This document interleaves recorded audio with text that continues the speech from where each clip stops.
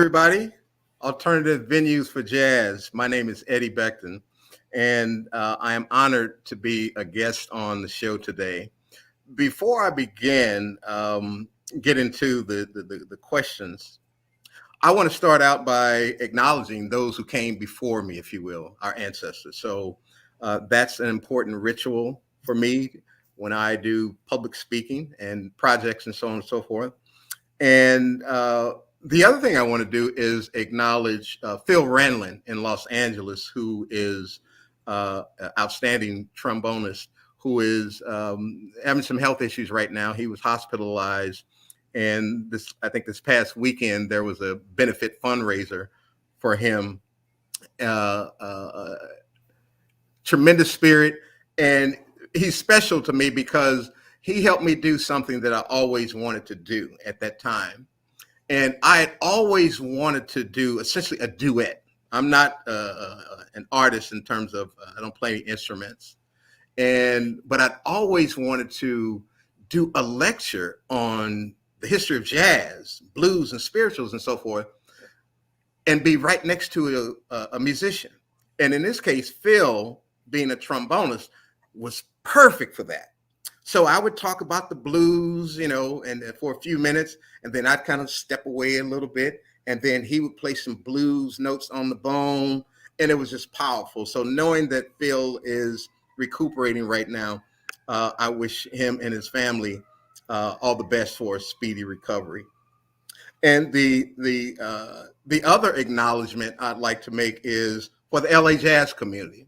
Now, I am back in St. Louis. I was in LA for a number of years, but I want to thank the jazz community, and it would be too many people to mention. So in general, the jazz community who let me into their respective spaces, collectively and individually. So I thank the Los Angeles jazz community for embracing me.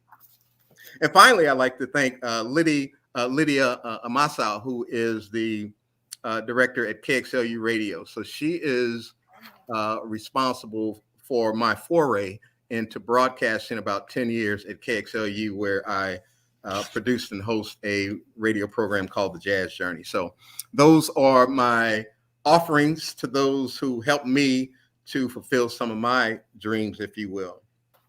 I want to start out. I have some questions that I'm going to respond to. And so this is all organic. I didn't look at the questions until I'm going to see them now. And the first question is, how did you get into jazz? That's an easy one because I started out, and I vividly remember this. I'm an old head now, but I vividly remember this. So when I was growing up, when I was a kid, both my parents really loved music. My father was more into jazz, rock, soul, pretty much the whole spectrum. But my mother was more that straight ahead jazz, right? So I was surrounded by all this music as a child, 5 years old, that type of thing. And I used to sit in front of the stereo. And back then, some of the old heads may recall that those giant consoles made out of wood, right? That you lift it up and the turntable is inside and the speakers inside.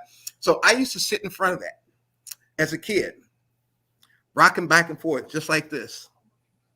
Listen to Chico Hamilton, Horace Silver, Wes Montgomery, Jimmy Smith, Billie Holiday, right? So it was music, the jazz in particular, it's part of my very fabric. So that's how I got into it, and it just stuck with me. So by the time I went off to college, as a legacy, if you will, of my father's, I had like knowledge about rock, and one of his favorite groups was Traffic. So I remember that. But for my mom's, I had that straight ahead jazz. So I was, people would pass by my room and hear all these collages of sounds, if you will, and they're like, "Hey man, who is that?" Right? So some of the folks would come in and I'd be playing some rock music, and others would come in and hear some jazz. And other times, we'd have both groups, if you will, sitting around vibing about this wonderful music. And to me, I guess as a side note, jazz is more than just a collage of sounds, right? That make me feel a certain way. To me, jazz is language, it's history, it's culture, it's spiritual, it's philosophy, it's all of that, right? And one thing I love about jazz. So when Gail, when she was so gracious enough to invite me to be a guest, as I told her, how much time do you have? Because I can talk about this, and those who know me know that I have an infectious love for jazz. So I say I have a Facebook user. I don't know who the name is, so please say your name. But going back to the jazz piece, it's more than just a collection of sounds, right? To me, I guess the anecdote that I liken it to is jazz takes me on a journey, but it doesn't tell me where to go. I'll say that again. Jazz takes me on a journey, but it doesn't tell me where to go. It does not dictate where I'm going. And that speaks to the freedom of jazz, right? It allows me to go wherever I want to go in the confines of those sounds at that given moment. So, for example, if I'm listening to a Lee Morgan cut, Boy, What a Night, right? Dun, dun, dun, dun, dun, dun, dun. Dun, dun, dun, dun, dun, dun, dun, dun, dun. You can feel the energy of that, right? So the title is Boy, What a Night, but that takes me on a journey where I can think about the times I've woke up in the morning. I say, boy, what a night last night, right? So that's what I mean by, for me, jazz, it takes me on a journey, but it doesn't tell me where to go. I determine where I go based upon how I feel as a result of music at that time, right? And now, how did I get into it? I wrestled with that. Who was the first musician you remember hearing? Actually, it's two: Jimmy Smith and Wes Montgomery, right? And my mother loved Jimmy Smith and Wes Montgomery, so I was bathed in that metaphorically at a very early, and also on an individual basis, she loved Wes Montgomery. So Up Here on the Ground was one of the standards. I got a major dose of Jimmy Smith and Wes Montgomery. And I still reflect upon them, and still they're a big part of my collection. Most of their works I have on vinyl. I'm a vinyl dude. And so what's the first jazz album I purchased with my own money? It may have been, I want to say Stanley Clarke, School Days. It was either that or a Chico Hamilton album, and I might come back to that. But those are two that I remember relatively early in terms of purchasing. And even to this day, I scoured whatever city I am in. Like, I just got back recently from Los Angeles, and unfortunately, I didn't get a chance to get to what I call my home away from home, a place called Amoeba Records. In St. Louis, we have an equivalent called vintage vinyl. So I spent an inordinate amount of time collecting vinyl. I love vinyl. And so when I go to record stores, I don't invite other people to go, right? And it's not so much for me as it is for them, because typically what I do, I will literally start in the A section and go all the way to the Z section for the vinyl. And depending on if the place is still open, I'll then do the same thing with CDs. So collecting music is still a fabric, part of my makeup. And I have some awesome things, some that do not leave my home. And one of my favorite recordings, I have a recording by, it's called The Young Man with the Horn. Miles Davis has a recording called Man with the Horn. But this particular one, don't quote me on a year, I want to say 59 or something like that, but it's orange and white. At any rate, I have the smaller version of that album. And years later, I had Miles Davis's family was a guest on my radio program. And it was Vince Wilburn, Cheryl, and Aaron Davis. And so I brought the small album, because at that time it was kind of hard to find. It's probably easy now. And so Aaron looks at it. He said, "Man, where'd you get that?" Because, I dig vinyl. He said, "Where'd you get that?" He said, "Can I have it?" I'm like, "No, man, you got to be kidding me." And the reason I'm a giving person, and I've given away music from my collection and will give more. That one, because at the time it was difficult to find. Now, if he were like some regular dude, if you will, I probably would have given a possibility. But I told him, I said, hey man, you Miles Davis's son. All you got to do is put a post out on Facebook or send out a text message, and somebody will find you. And so you have that cachet to get one very easily. But that's one of those memories of scourging record stores. I love that, as I can literally spend and do spend sometimes entire Saturdays. I mean, like, 10 o'clock a.m. to 8 p.m. So music, what Duke Ellin say, music is my mistress. So jazz is my drug, if you will. Current projects. I have a few irons going on. One of the biggest ones now is I am co-founder of an app called Uplift Network TV. And the best way to describe Uplift Network is everybody, of course, knows Netflix. But so with Uplift, we have a particular focus on telling the stories of Black people, right, in the United States as well as throughout the diaspora, because we are securing content from people in countries around the world. But we want to tell those stories because we know there are Black content creators that have excellent work. They just don't have an outlet or an opportunity to get their work disseminated.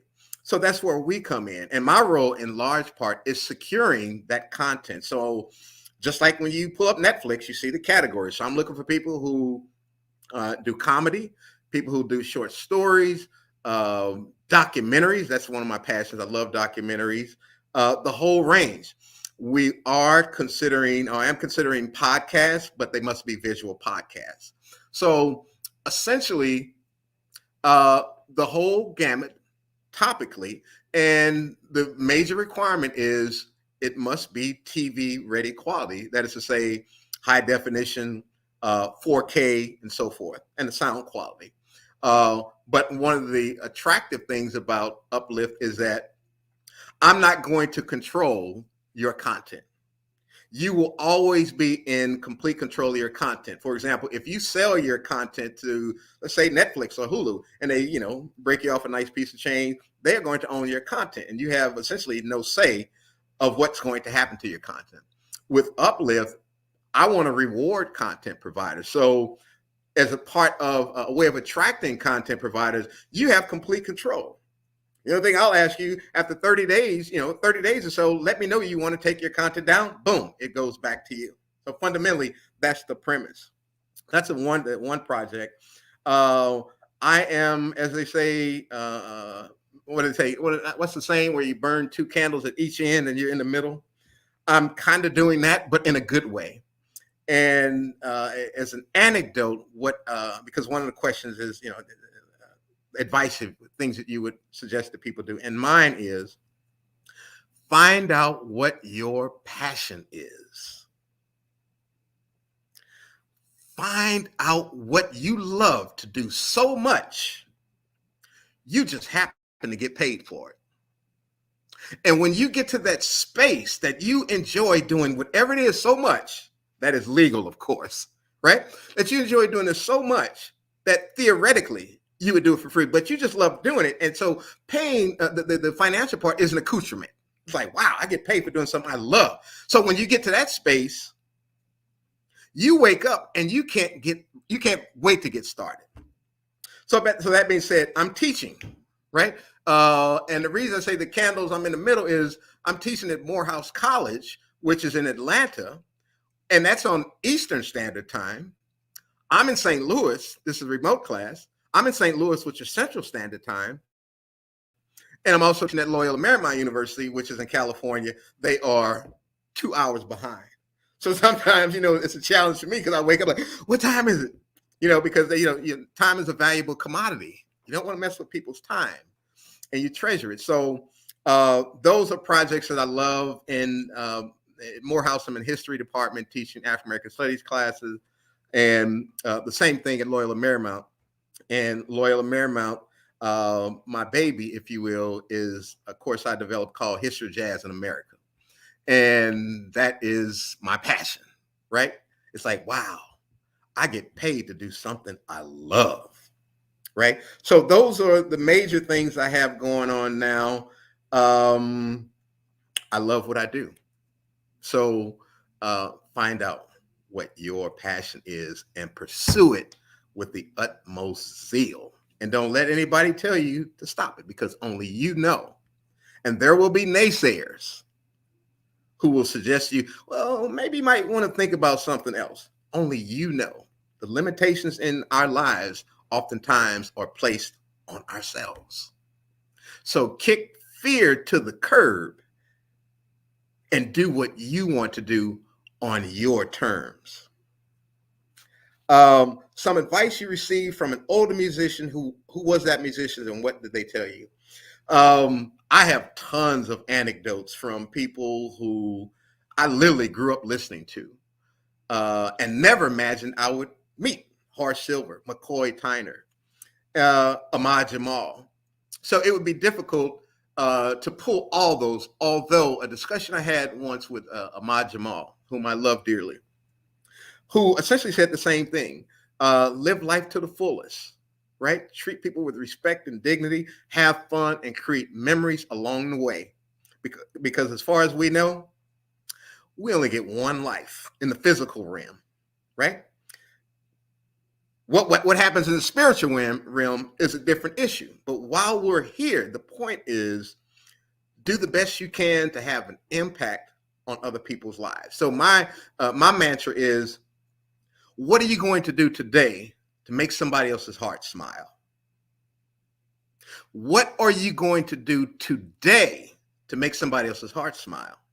Because oftentimes, you know how life is, we get caught up and it's like, this is the world, and it all revolves around you.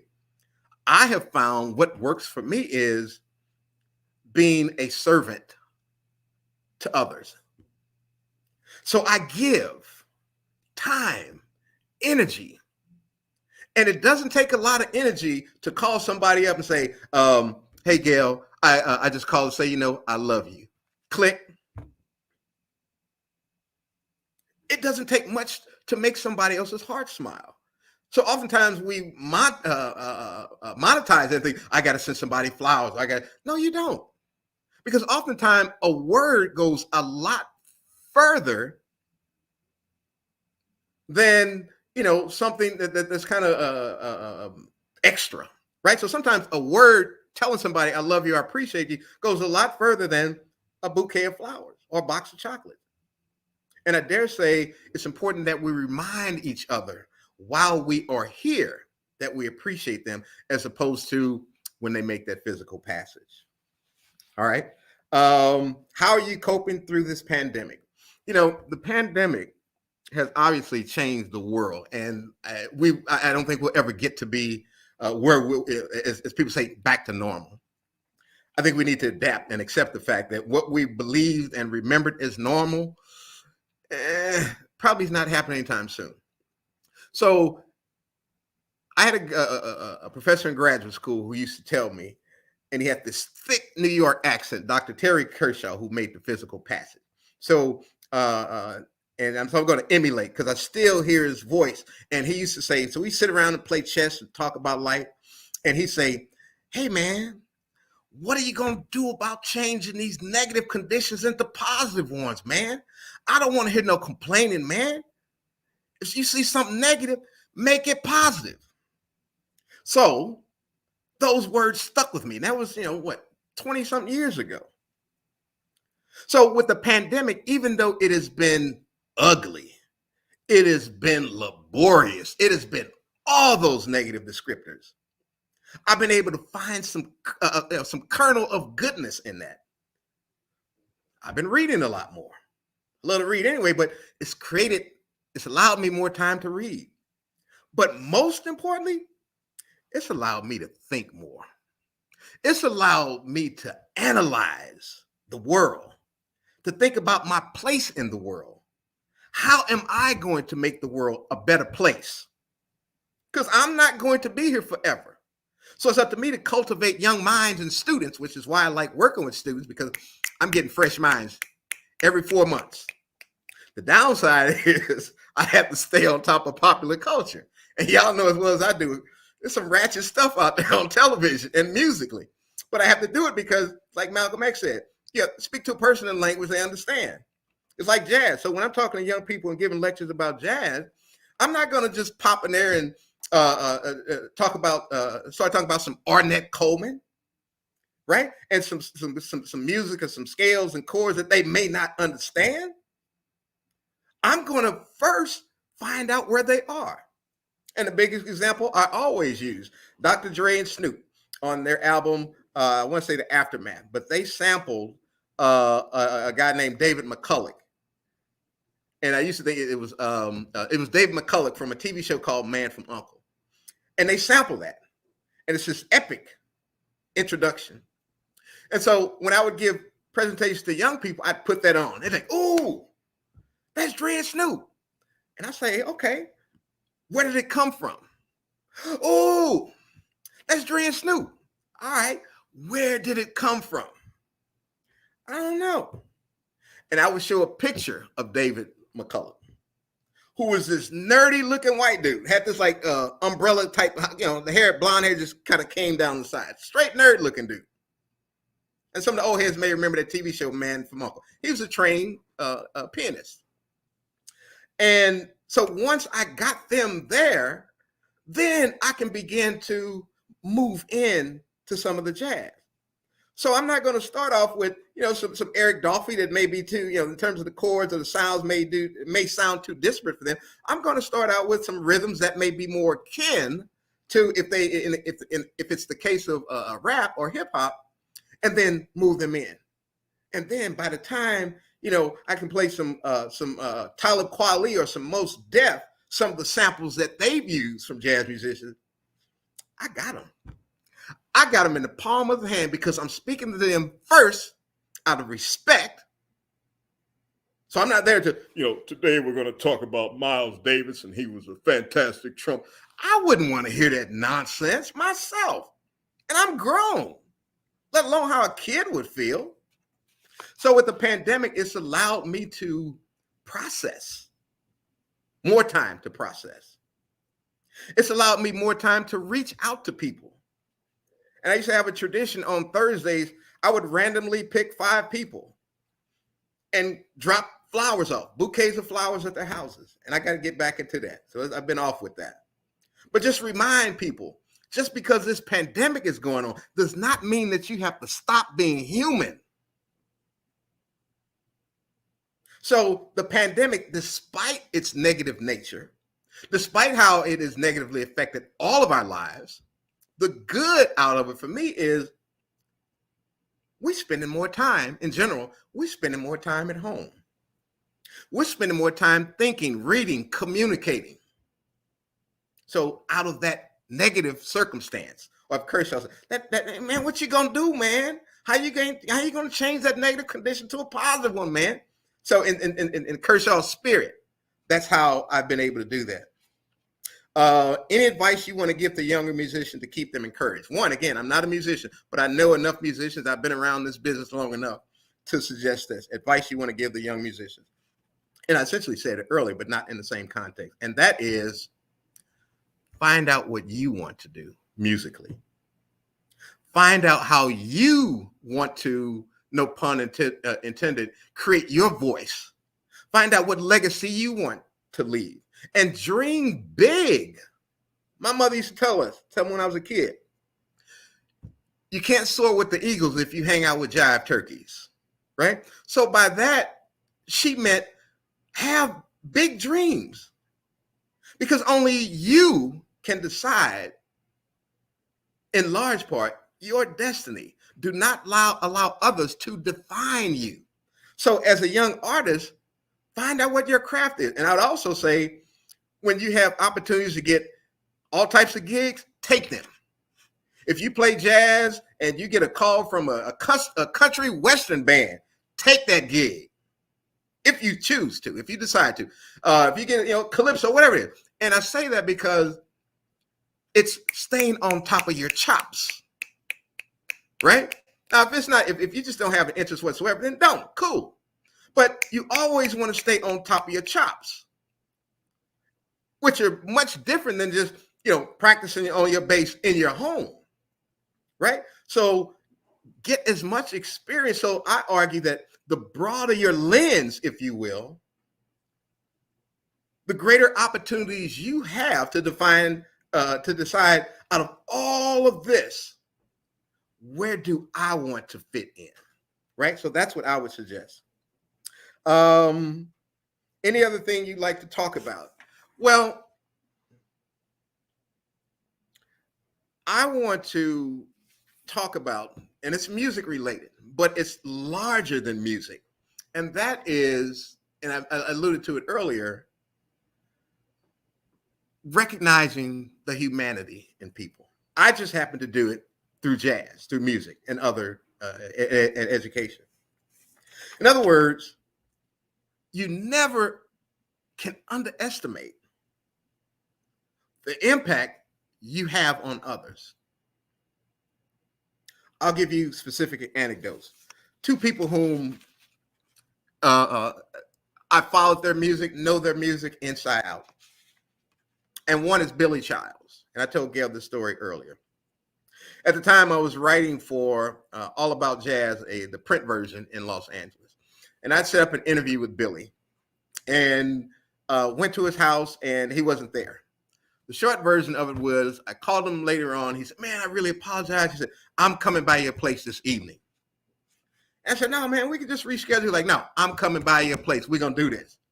And he did. He didn't have to do that. So this is a cat, this is a multiple Grammy winning, right? He didn't have to do that. But him do that gesture made me feel so special. And it took my love and appreciation for his music and his person to a whole level. I said, this dude is a solid human being, humanity. The other anecdote, which I'm sure those who are listening have heard me say this again. I'll say it many more times. Marcus Miller. I'll never forget this. I was interviewing him, went to his studio, and a big shout out to BB Green, who set it up, his manager. Went to his studio. The interview was supposed to last 1 hour. We're going through the interview, and I'm always cognizant of time. And I look at the watch, I'm like, Mr. Miller, I appreciate your time. The hour's up. He says, we cool. Don't worry about it. Let's keep going. Right? I'm about to do a recording session, and I'm waiting on the musicians to come. So just me and Marcus vibing. And this dude is so generous of his time and the whole vibe and energy. He had no idea. And of course, I thanked him, but the residual effect of that gesture, what it had on me. So the larger scheme of using music as I do, jazz in particular, jazz as a metaphor for life. Jazz as a metaphor for life. In other words, the fundamental tenet of jazz that we've heard ad nauseum is improvisation, right? What do we do every day? We improvise. We drive down the street. You know what? I'm gonna stop at the store. We go to the store. I'm going to get some water, right? Or some fruit juice, whatever. What do? We end up getting a whole bunch of other stuff. We improvise. That's what jazz is about. That's what life is about. And trying to instill in people using jazz as metaphor for life, right? And the metaphor, it also includes, if I'm a soloist, let's say I'm playing my drum, right? My life, metaphorically, is enhanced when Gail comes in and she plays the bass. Doom, doom, doom, doom, doom, doom, doom, doom. And then we have the saxophone. So in other words, the metaphor for life is our lives, I argue, have the capacity to become more full and beautiful when we allow others in. That's what jazz is, that full spectrum of life. So in other words, as a soloist, that's cool. But when I bring in others, we have the capacity to impact the world on a broader scale. Hence, using jazz as a metaphor for life. That is my offering to you. It's been fun. The 30 minutes zoom by. Um, this is my passion. And if you could take anything away from this, my experience in radio, interviewing people that I literally grew up listening to. Ahmad Jamal, interviewing him in Los Angeles around 2013 or 14, maybe even early, may have been 12. And then seeing him at a concert in St. Louis several years later. And I told his publishers, don't let him know I'm here. I walk in to the green room and Ahmad Jamal says, Eddie, what you doing in St. Louis? Now here's a cat who remembered me from probably almost 10 years prior. Phenomenal, impeccable memory. What you doing in St. Louis, man? So to be able to be touched by people that I literally grew up listening to, my heart and soul are full. I could not have asked for a more wonderful journey. So if I can impart anything upon the viewers and listeners, find out what you love and pursue it with the utmost zeal. Thank you, Gail Boyd. It's been a pleasure. And thanks for those who tuned in. I greatly appreciate it. Thank you.